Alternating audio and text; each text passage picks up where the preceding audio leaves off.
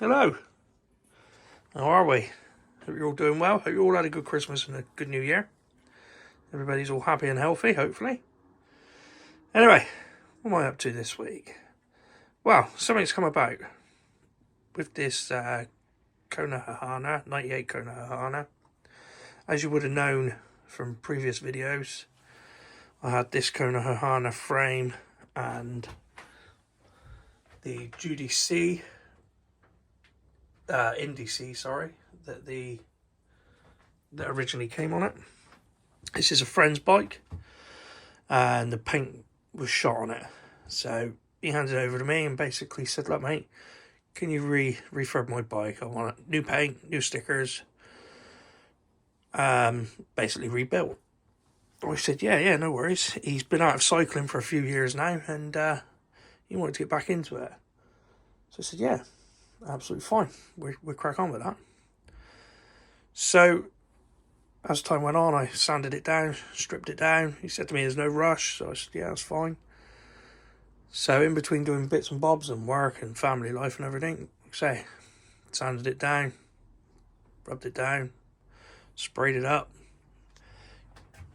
The paint I used was a spray dot bike system. So the primer, the paint itself, and the clear coat was all spray dot bike. And yeah, it took me a little while. It did take me a little while, to be fair. Anyway, I got the frame sprayed up and got it all stickered up. The only thing that I did mess up on, which he was absolutely fine about, was, if you see here, these little marks here. There's a couple of these little marks here around. There's a couple more on the other side as well. This is marks in the clear coat. Now, I've got to say, the spray dot bike system is very good. It went on really easily. Very little sanding, very little mucking about with it at all, really. Two cans of colour went on, 2 cans of primer, and 2 cans of clear coat. Now, the only issue I've got with the spray dot bike system is the clear coat. That clear coat was on there for a month. Alright, just sat in my shed, yeah? Not in a warm room or anything like that. But it was on there for a month. I would have thought after a month, the clear coat would have went off.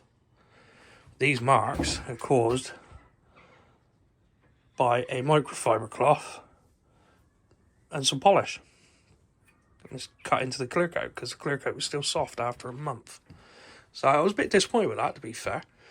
On the 95 Kona Kilauea that I'd done, that you've all seen in previous videos, I used the 2K, I can't remember the exact name of it, but I'll put a picture of it up here.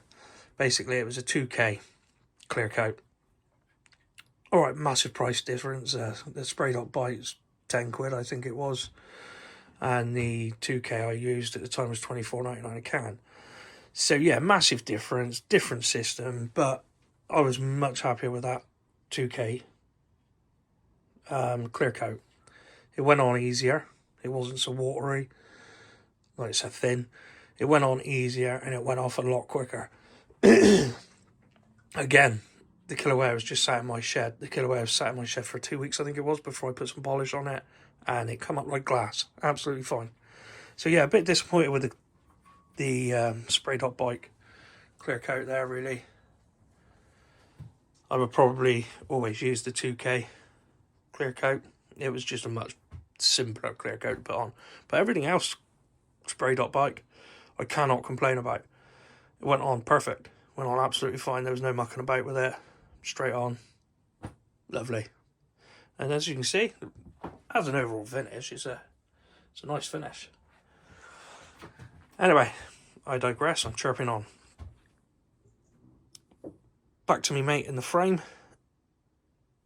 It was taking a little while, admittedly, but in that time he went to Halfords and bought himself a cheap Carrera and said to me, he said, "Right, I've got no use for the the Kona anymore, mate. He said, so you can have it. I was like, oh, happy days.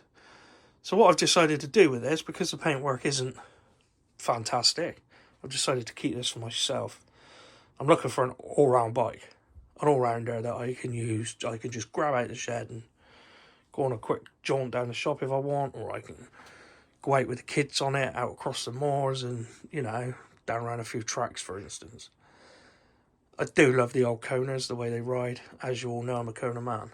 So I thought, well, happy days, that's perfect. Now I need to find some bits. But what I've decided to do, instead of buying bits and putting it back to original standing like I usually do, I decided, because of the paintwork, I'm going to do a bit of a bin build. So I had a scrabble around in my parts bin to see what I had. Well, I've got it all here. I've decided this is what's going on it. I have bought a number of things that are new. This is a new chain, brand new chain. Although it's an 8-speed, it is a brand new chain. It's the only brand new one I've got. So I decided we'll have a go at putting that on. And I got some red Rock Brothers pedals, which were all of about £8, I think they were. I got Rock Brothers on my 2006 Syndicone there. They're very good pedals. Over the moon with them. And some new brake pads. That's the only thing I've bought new. Everything else is all out in the parts bin. Oh, and the cables. The shifter cables and the brake cables are all new, obviously. But yeah, everything else is all out in my parts bin. So what we've decided to go for, we've got a bottom bracket there. Got some 620mm Truthtive Stylo T20 bars. Nice little dumpy wrist face stem. That came off the 2008 Syndicone, which is down there, the Syndicone Deluxe. Some Shimano. When I first had hold of these, I thought they were Dior, but I think they're not. They're just, you know, low range Shimano V brakes. Some Avid levers. Ritchie headset. Dior 9-speed rear mac. Dior XT front mac. Shifter set. Shimano Dior. And again, Shimano Mega 9 crank set. Oh, the other thing I bought new, bought some red grips for it. Just cheap ones off Amazon. I thought ideal.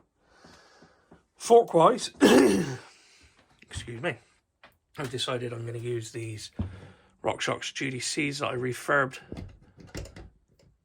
You'll see it earlier in this video, but I actually refurbed them a little while ago. They've had new stickers on, the paint's been tidied up, new seals, and obviously internal service, so new oils, new greases.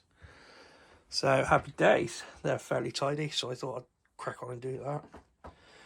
I've got a choice of 2 saddles. That's the only saddles I've got in my parts bin, apart from a Carrera one, which I'm not going to put on there. So we've got 2 Tioga saddles there to choose from. And down here, the wheel set, I haven't had a chance to clean them up yet, which I will get on with. But we've got a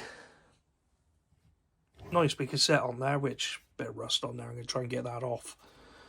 Because that, I believe, is an XT cassette. Might be wrong, but I believe it is. I did see it on there somewhere, but without looking for it now, I'll just go with the fact that I believe it's an XT set.